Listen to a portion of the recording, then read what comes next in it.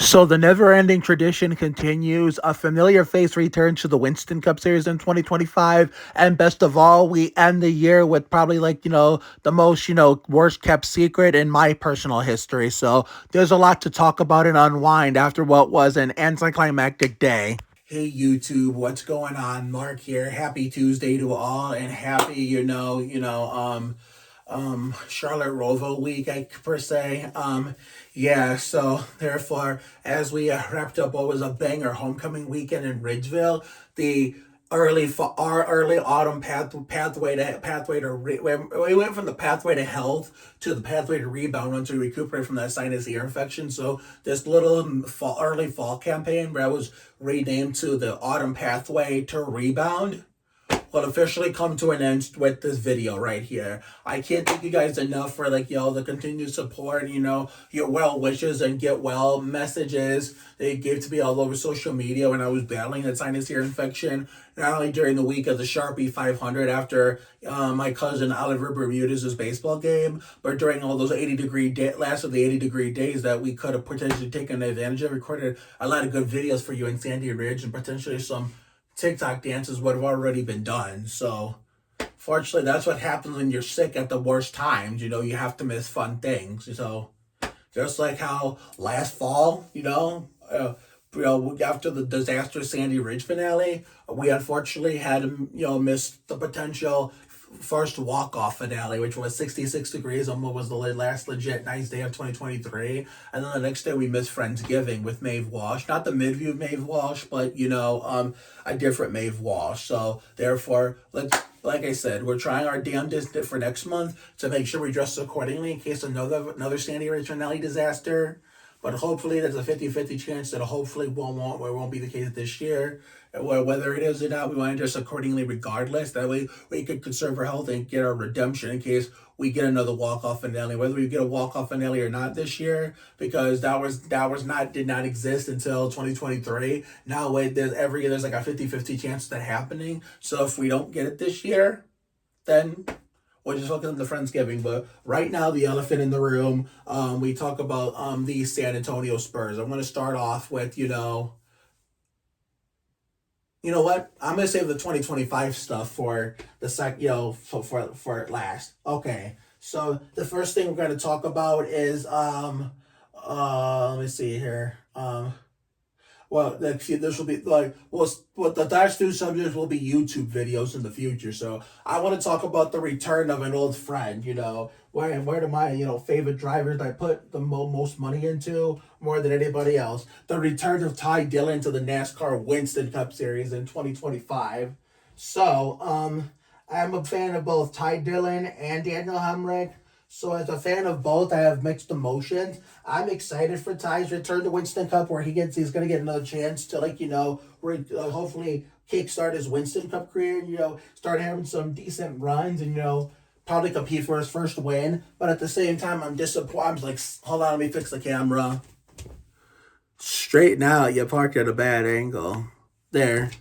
All right. I'm also sad for Hemrick too, because he had a few top tens this year with actually doing stuff. But of course, that's like the whole Zane Smith dilemma, which I hope is not a repeat of Casey Atwood 2001, where Abraham gave up on him when he was starting to pick it up, where Trackhouse and Spire gave up on Zane when he was starting to pick up the pace. I don't know, Hemrick has been, barely holding it down, and yet they still let him go. Where hopefully he was actually making a good audition 2 days ago during the EA Sports 500. Wait a minute. Wait. No, we're good.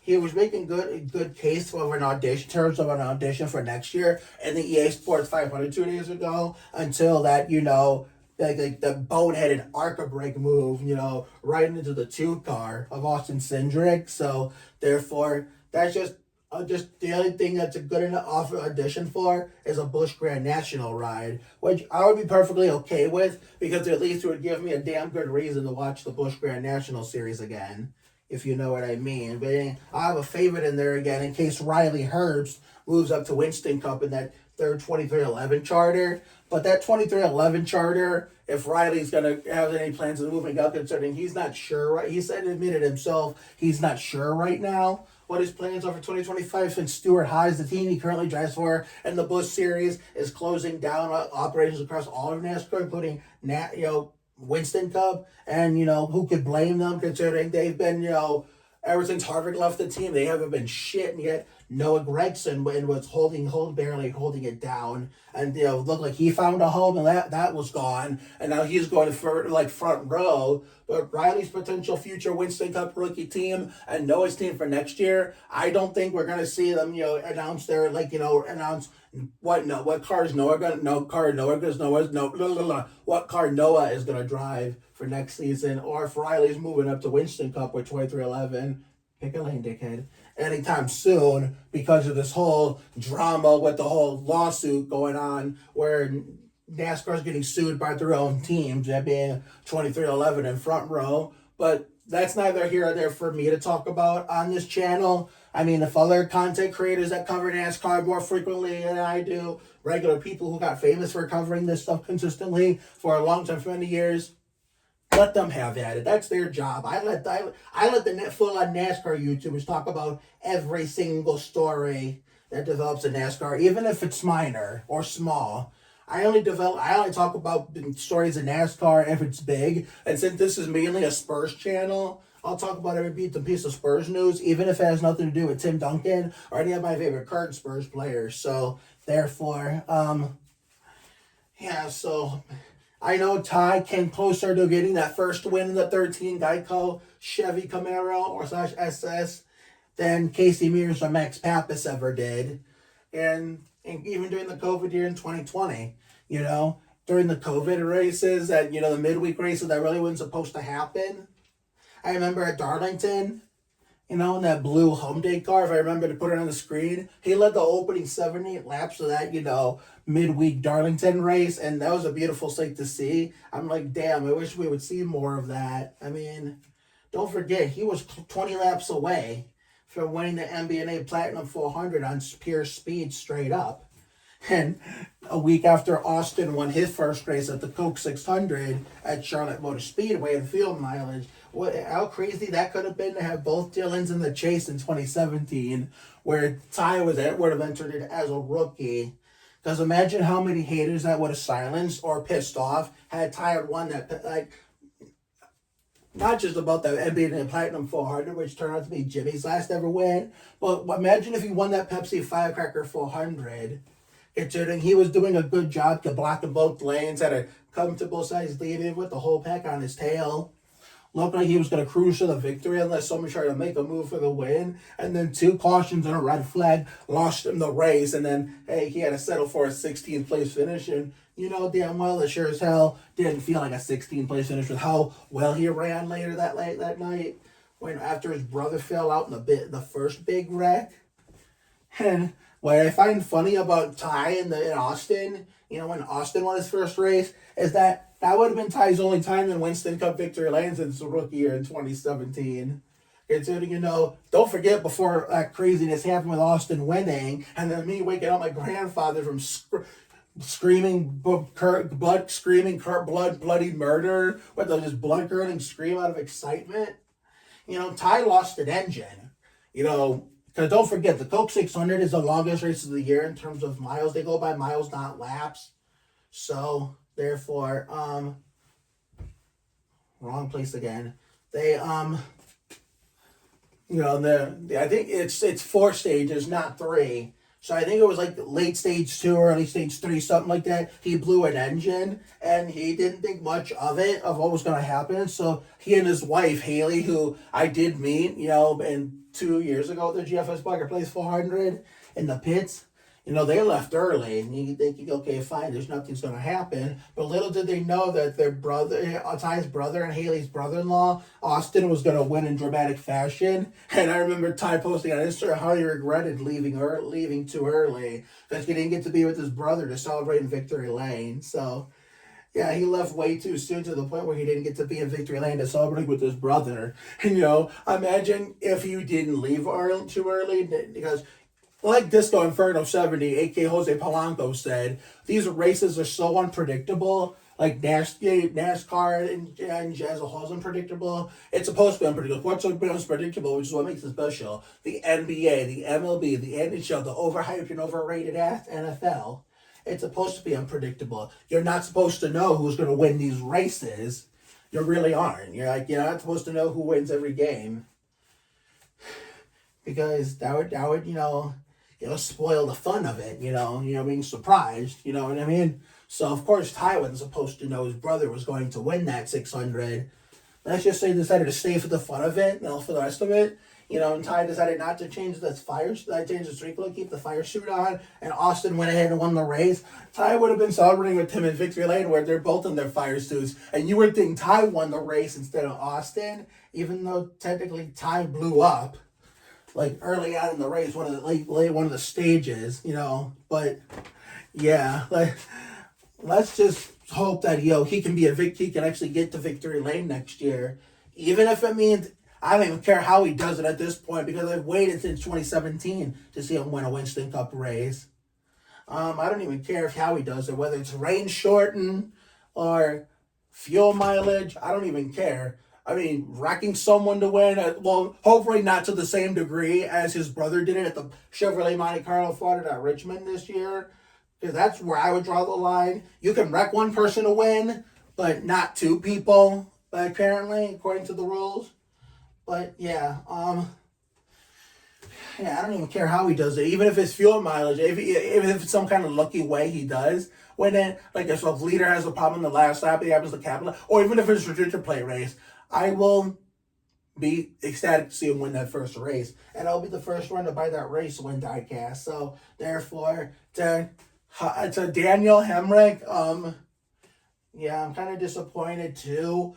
Where even if he doesn't find a good Winston Cup car, okay, fine. I'd be happy if, he did like John Hunter Nemechek did, another one of my favorite drivers did, in the Craftsman Truck Series in 2021, after he had an off rookie season in 2020 that included nearly pulling a Ron Bouchard and getting his first Winston Cup win in the Aaron's 499 on Father's Day weekend during the COVID pandemic season. During Father's Day weekend, they got pushed to. Aaron's Dream Week got pushed to. Restart his career in Craftsman Truck, will work his way back up to the Busch Series, and then try to restart Winston Cup. Well, if I was, Hemrick, and you can't find a good Winston Cup ride for next year, or just a Winston Cup ride, period, then the answer is simple. Start your career over in the Busch Grand National Series and see what you can do there. See if you can replicate the 2021 magic, but to a greater and better degree. And to Haley Deegan, who did lose a ride midway through the season with AM Racing due to underperforming, it's rumored that she found a lifeline with the Haas factory team. I'm not sure how true that is, but if it turns out to not be true, I'd say go back to ARCA and restart or something. Or, because Craftsman Truck would not be the answer if you're going to, in terms of restarting your career. Because look how terrible she was there. I say as a Deegan fan myself. Amber Balkan had that horrific crash in the ARCA's Remix finale. So she walked away, but prayers up, but she wrecked 100 more times than the guy in who she finished ahead of in points. Realistically, fanboy cap off. Falcon, even though I don't even give a shit about ARCA no more, I stopped giving a shit about that after 2020 and the Craftsman Truck Series full time after 2021, where I've only watched like 2 or 3 truck races this year and a few Busch races this year. Realistically, she should not have finished as high as she did in points. The guy who DNQ'd twice should have, and without the DNQs, he would have finished higher. But I love Amber, but I'm just you looking at this with a fanboy cap off and looking at it as a regular viewer. How it really is, with my personal feelings aside, where, how I'm not viewing things from perspective how I want to see it. So, therefore, maybe she can think of Tinger, maybe Deegan and Amber, Haley and Amber can, help each other, take a thing or two from each other, how they can get better with their careers if they want to go places. But anyway, now we can talk about what our 2025 plans are, including the 2 of the 2025 plans so far, including about this team, the San Antonio Spurs, and the never-ending tradition, as you saw in the intro. All right, the never-ending tradition continues on March 27th of next year, which is ironically, let me do the math here, 4 days after the Todd Bodine 26th anniversary of my number one song in all of music, Livin' La Vida Loca by Ricky Martin, written by Robbie Draco Rosa and Desmond Child. And it'll be over a whole month after I turn Mike Skinner, Robbie Gordon, or in this case, Malik Rose, 31 years old. Not that imposter, KBD, or Nathan Menzer. Like, fuck those nobodies. Um, I don't think there was a 26 on the Spurs back in the team's heyday, but I think we have Charles Bassey on the team. Yeah, that's 26. Yeah, I think we have him. Hopefully he can get a year of redemption, after, he had that injury he suffered whenever at some point last year that kept him out the rest of the season. But yeah, the Spurs will be coming back to Cleveland to play the Cavs here in Ohio on that Thursday night. I think, man, it's straight down like in the middle of the week. It's like midweek, like towards the like towards the end of the week. But a lot can change in our routine and between now and then. So sorry for not talking much. I'm trying to get shit done and address these things at the same time. Bear with me.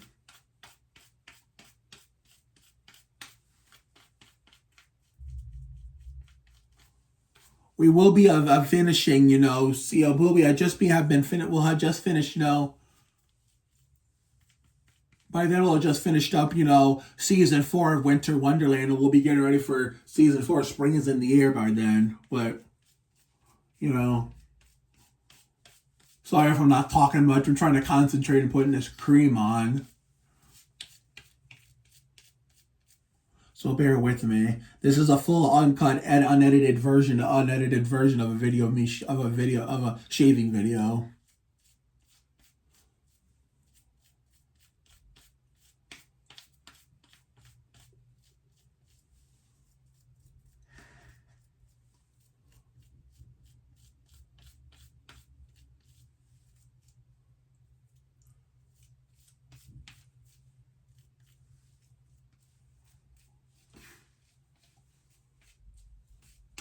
Okay, so San Antonio comes to Cleveland to play the Cavs here in Ohio, as my dad wasted no time in buying the tickets to keep the tradition alive. Now remember, every year since 2010 at least, even the year we were busy with the move from the Lenore house in Michigan to the Sandhurst house in Brook Park, which would have been my last time at the Detroit version, which it was in the middle, smack dab in the middle of the holiday season. We fix that camera a little bit. It was smack dab in the middle of the holiday season, which is why, we were so busy with, Christmas and everything. Last Christmas on Lenore, and, the last Christmas on Lenore, and,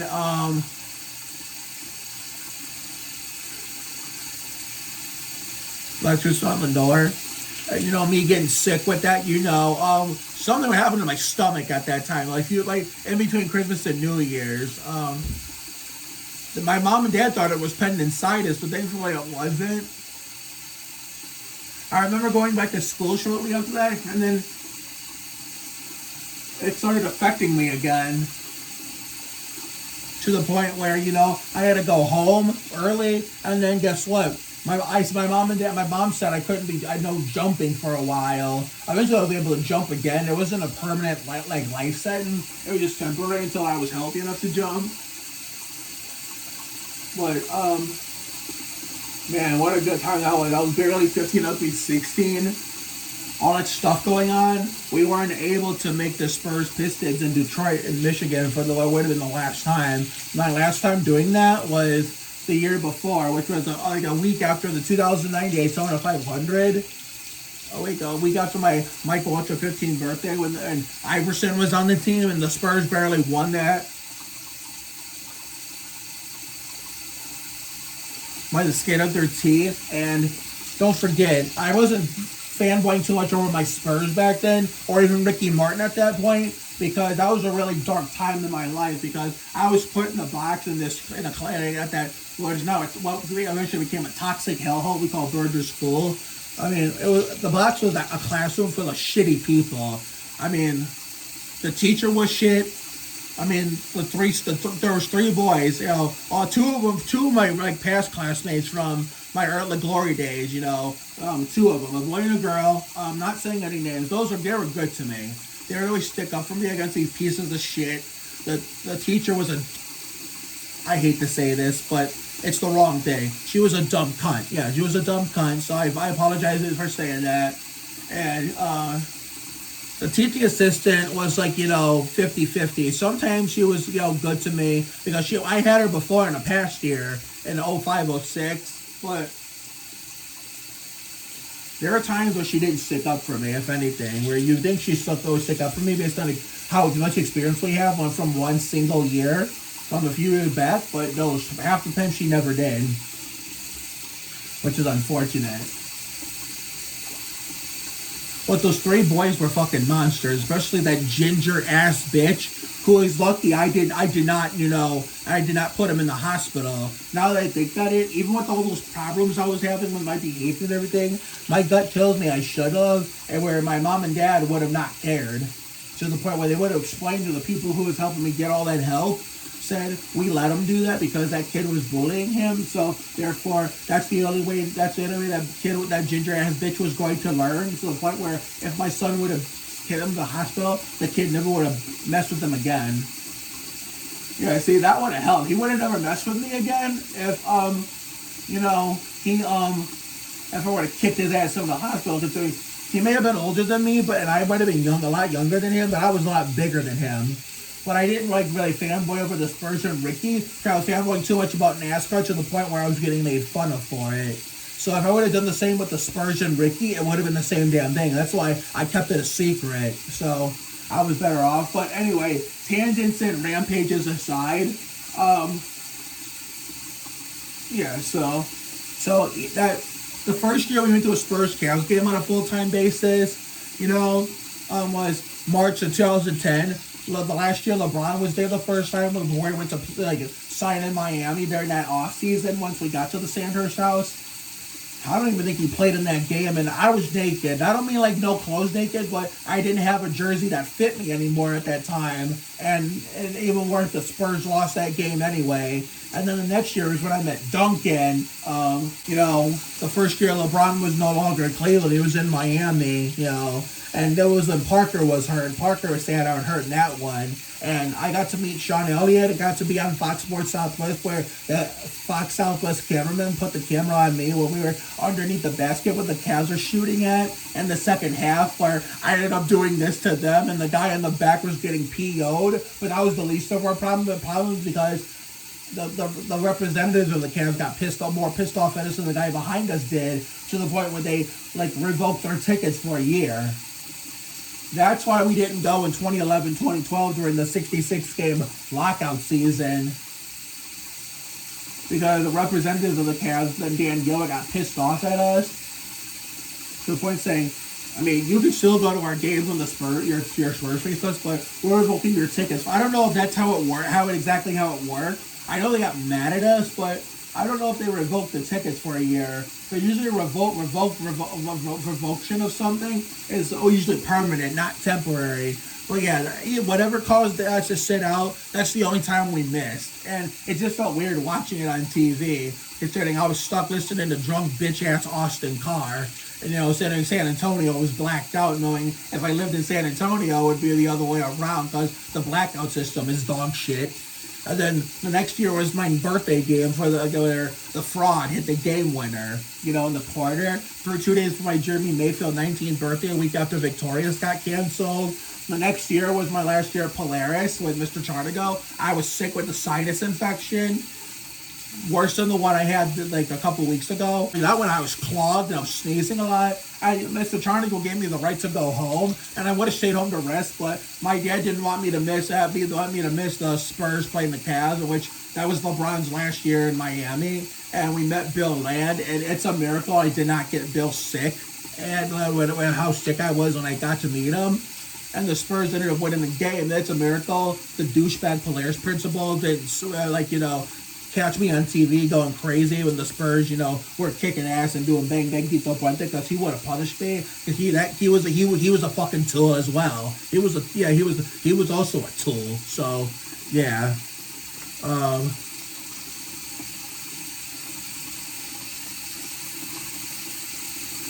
And then the 2014-15 season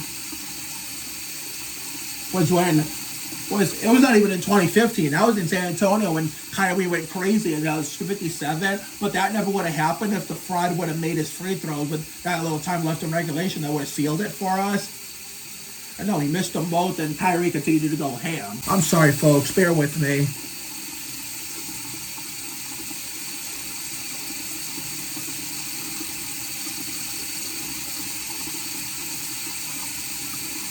So yeah, that was the 2014 part of the 2014-15 season, right before we left Sandhurst, finishing our last full year in Sandhurst before the new era started in Sandy Ridge, February 7th. Well, I was working with that fake-ass job with that, military douchebag. It was like a phony-ass assessment that, I don't count it as my first actual job. No, I don't count that as my first actual job. I mean, the part of the place wasn't bad. It was the cleaning crew that was the shitty part. I mean, the people on the crew, some of them were not that bad, but the guy who ran it was a fucking douchebag and, gave the military a bad name. He was just a fucking douche canoe. Half the time did not know how to be nice or let me have downtime. So that's why I was glad to be leaving him. Just tell him to fuck off. I mean, I didn't say it that way, but that's how I meant it.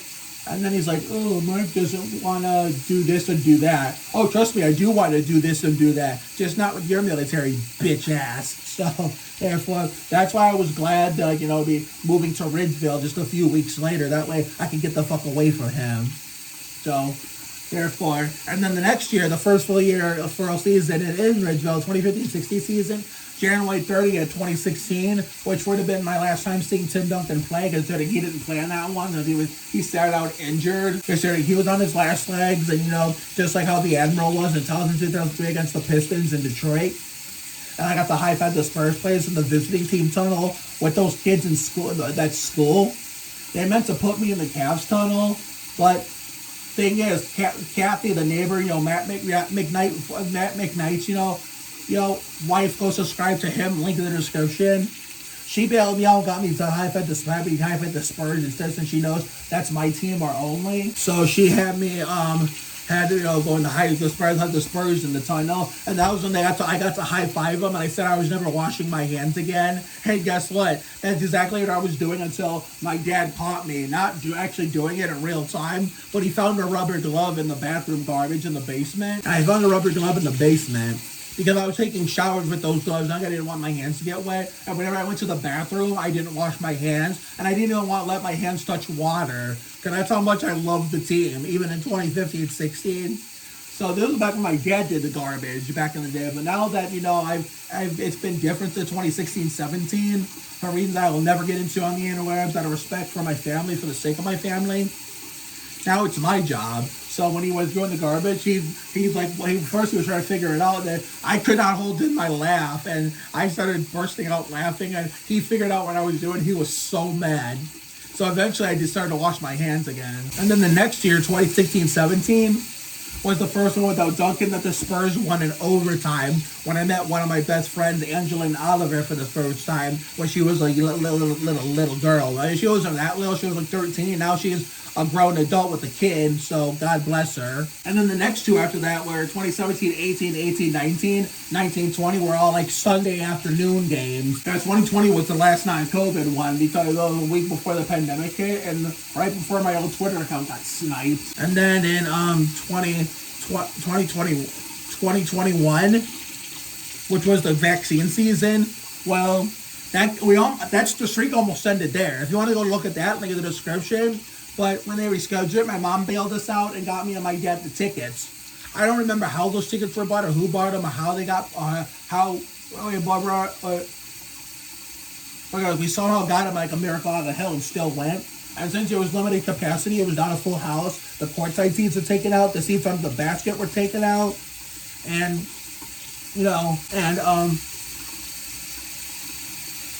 you know, the benches were social distancing, and the coaches were wearing masks and were not wearing suits like these. They were wearing polo shirts, and dressed like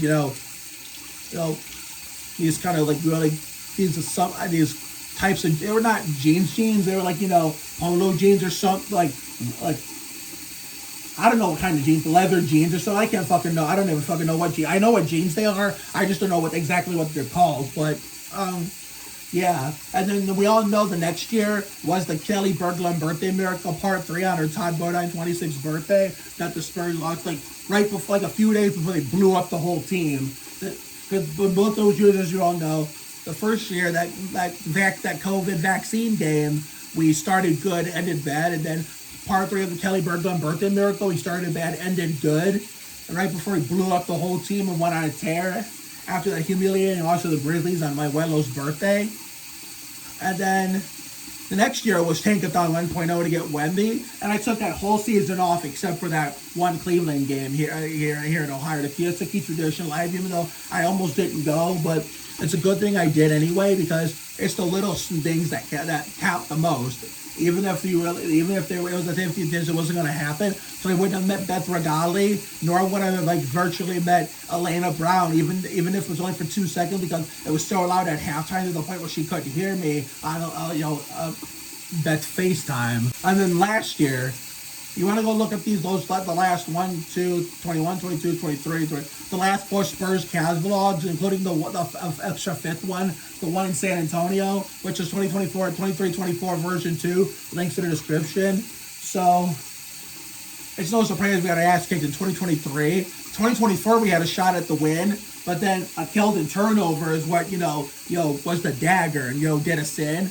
And then Sohan still somehow put off a miracle, almost won the game for us with a half-court shot that was that close to going in. And then we went to the one in San Antonio, which it could have been against any team in the one in the crowd in the Spurs' favor. But out of all coincidences, it was against the Cavs because it was the one closest to my birthday before the rodeo road trip, which is around my actual birthday. And guess what? Since it was in San Antonio instead of Cleveland, I got to boo the Cavs. Like I fit right in. Like I lived in San Antonio my whole life with this team. I booed them when they ran on the court. Hold on. When they ran on the court, I booed them. When they were player intros, I booed them. And when they were doing like those trading, those training cards, the timeout of cheering when you see a logo, or booing when you see a logo. They showed Ohio, but I didn't boo because I love the state of Ohio because of my friends and my family and how I originated to begin with my life. So I couldn't boo that, but it showed the Cavs on that training card. I got to boo them all I want. And guess what? Since it was in San Antonio and not Cleveland, no repercussions whatsoever. So yeah, the tradition continues. And if you want to go look at that San Antonio vlog from earlier this year, dating back to the end of 23-24 season, link is in the description. So the tradition continues. March 27th, we'll be going to see the Spurs play the Cavs here in Ohio again, and there'll be another vlog. So hopefully I can get a better camera because that one I used had even the one that I was going to use before I had that freak accident where I got the memory card stuck in there. We got it out and we put the camera back together. It wasn't working anymore. Well, hopefully I can get a better quality camera that has better quality where everybody can hear loud and clear. That was some lousy quality. We'll keep it for other things, but we just like Need for Speed on bikes next spring and summer for season 4. Spring is in the air, and season 5 with Fun in the Sun. We just won't use it for Spurs Cavs, if you know what I mean. So I'm looking forward to that.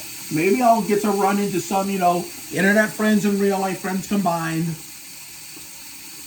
Hopefully the Spurs can finally get a win for the first time since 2019, the 2019 edition, because you just never know what's going to happen next. All right, now we move on to the final topic, and before I just wanted to address that after that Spurs Cavs game here in Ohio is done, kind of like how I did that little standalone video of of a Spurs Cavs version 2, 2024 edition recap, version 2. There will be, like I did a recap video of the game on way out of SBC Center. 2020 Spurs Cavs for 2024 edition version 2. Yeah. I will be doing a recap video as a separate video from the vlog, on the way out of the arena. So now we get to the best part, the worst kept secret in my 30 years of history and my history of my YouTube and TikTok production. So next year there will be no Halloween content, even during the days leading up to Halloween, because I'll tell you why. Me and my dad we haven't officially scored the tickets yet. We're on the list, but it's pretty much guaranteed official at this point. We are going to the Checker Auto Parts 500 at Phoenix next year for what could be the last championship race, which championship weekend at Phoenix, considering they have the Ford 400 and on my sister's birthday this coming next year, like they did in 2021, and what the hell they should have in 2020 if not for the pandemic. Because I think they're getting renovations ready to see if hopefully, grant the all-time fans' wishes of putting the finale back at Homestead. Getting renovations so I can go back to being the finale like I never left there to begin with. So if this works out, then if that happens to be the case, then I'll have the honor to say I went to the last ever championship race at Phoenix before I went back to Homestead where it belongs. And I wanted to do that before when it was still at Homestead to begin with, but I didn't get to because my dad didn't have that kind of money back then like he does now. So I'm really excited. I will be doing a vlog on that. Probably some collab crossover with some NASCAR YouTubers who might choose to attend there, some internet friends in general.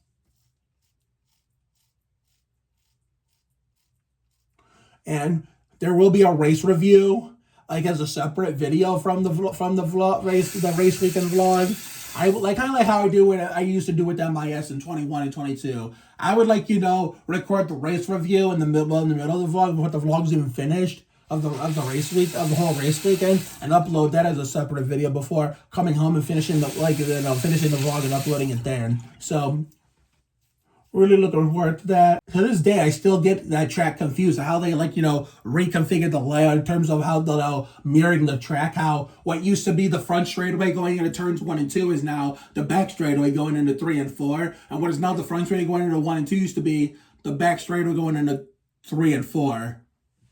So it's just as confusing as to watch on TV. It's going to be more confusing in person, considering I'm used to Phoenix being the other way, with or without the grass, with or without the banking. It's the fact that you put the start-finish line on the back straighter and then the front stretch is what makes it confusing. So that's why this year, it's probably going to be cold as shit by then, too. We're going to watch this year's Checker Auto Parts 500. And maybe this year's Bosch Supermarkets 200 to prepare us for next year. It's gonna be just as fun of a time preparing for next year, watching this year's on TV, as it will be actually attending next year. And no, we're not going to the truck race, unfortunately, because I don't blame my dad for not wanting to go to not going to take my tickets for a truck race in years, because I don't really watch it as much anymore like I used to either. I've really liked 2 or 3 truck races this year. Especially since Ty got booted out of that, 25 truck, and Dad Moffat has been doing all that great since, Faction 46 project didn't even work. I'm only a Dad Moffat fan because his Uncle Kyle is one of my all-time favorite drivers. It's kind of hard to, talk in a YouTube video and shave at the same time. At least, you're watching your every move and you're, sorting laundry and recording. If you know what I mean.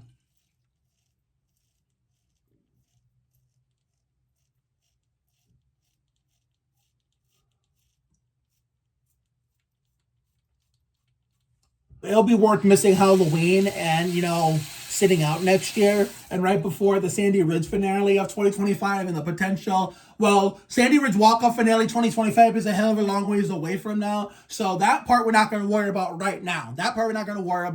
And Sandy Ridge finale 2025 we're not going to worry about either. Because we still have to focus on getting there this year. I know for a fact you'll be right before Sandy Ridge finale 2025 will be getting back from Phoenix.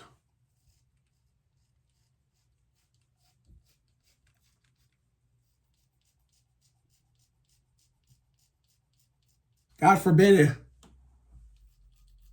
Hold on.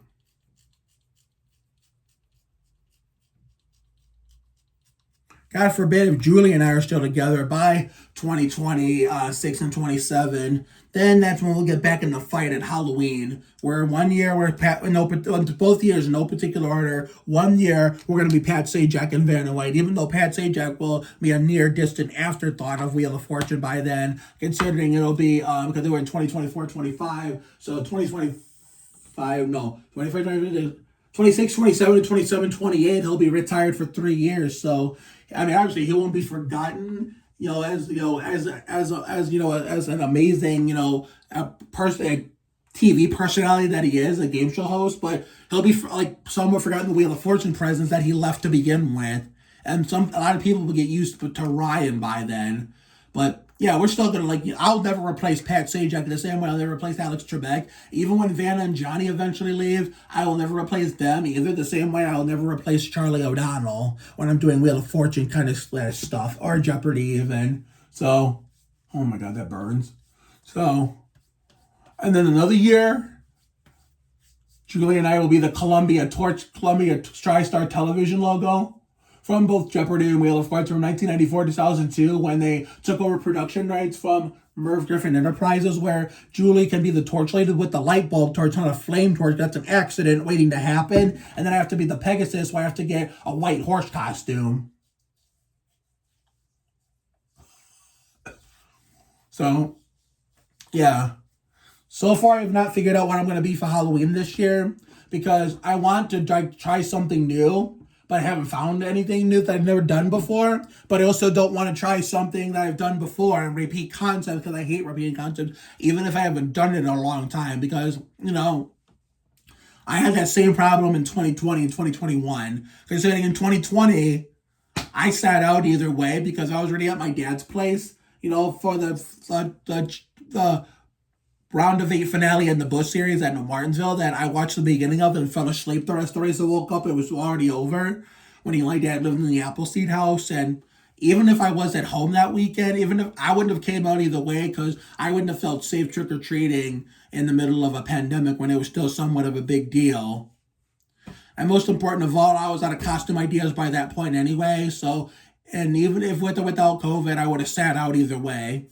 In 2021, I was out of costume ideas to the point where I couldn't think of anything new I haven't tried yet, or it's something I've already done that I didn't want to repeat, whether I've done it in a long time or not. I just sat out and watched NASCAR that weekend, and then 2022, well, I looked to be the same way, but then when David A. Arnold passed away, it gave me an excuse to get back in the fight after 2 years off, and I dressed up as him to honor him for Halloween, while doing that Mike and Mo Halloween birthday wager for Mike O'Malley and Warwick Kirk from Global Guts.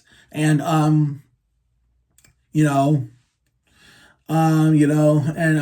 last year, right before the mild cold, I was a Navy SEAL, which, Mike Fraser,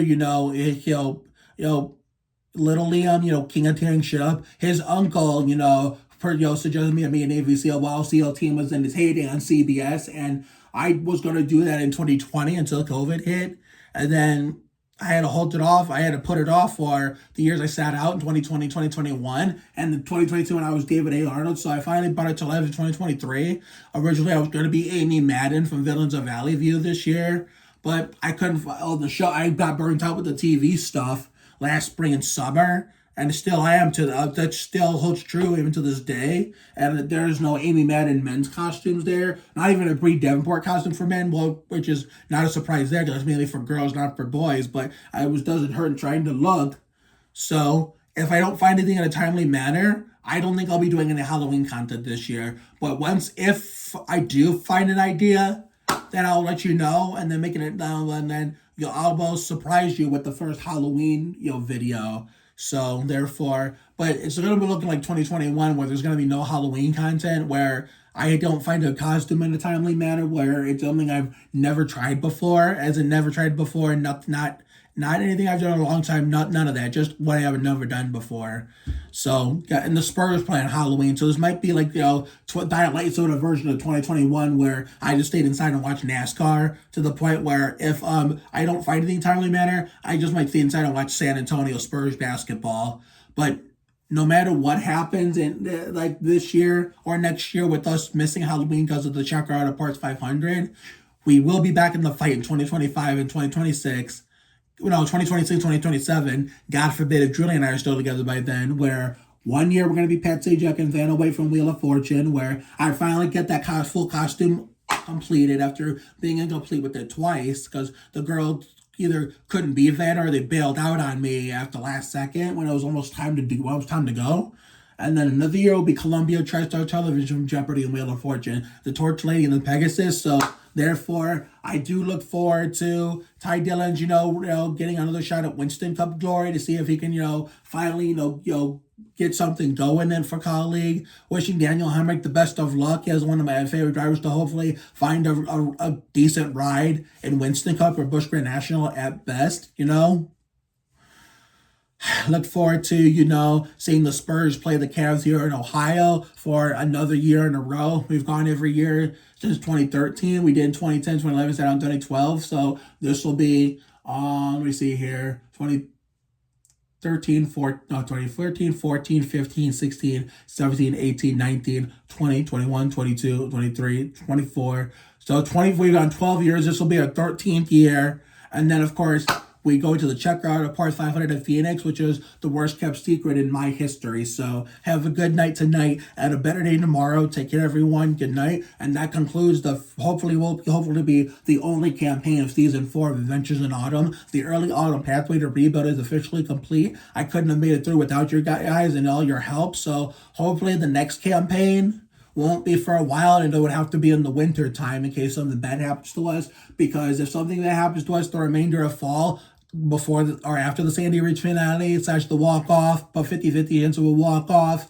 and Thanksgiving, and whatever fall epilogue or winter prologue we got for you guys, we're just gonna have to deal with it and not have to cope with it, because I'm not gonna cope in the same with 2 campaigns in the same season, which is a hell of a lot. Well, to be fair, finish what we started with. The spring was already coming to an end anyway, so might as well cope with it while we could. And the summertime feels like a long ass time. It felt longer than past summer because of what happened last year. That's why we had time for 2 campaigns. But the fall is so short compared to the rest of the seasons that we don't need 2 campaigns. Anything bad happens to us again. So something bad happens to us again, no matter what it is, then we're just gonna have to deal with it and, just, live life like it never happened and keep pushing. Because you know what I always say, living La Vida Labra to Mark and friends, we just never quit, keep going. So therefore, I will see you all for the next video, whenever that may be. So see you later, everyone. This copyrighted broadcast of the National Basketball Association may not be retransmitted, reproduced, rebroadcast, or otherwise distributed or used in any form without the express written consent of the NBA. This copyrighted telecast may not be reproduced, retransmitted, or used in any form without the authorized written consent of NASCAR Broadcasting. NASCAR would like to thank all of our fans for your support, and we hope you enjoyed today's broadcast.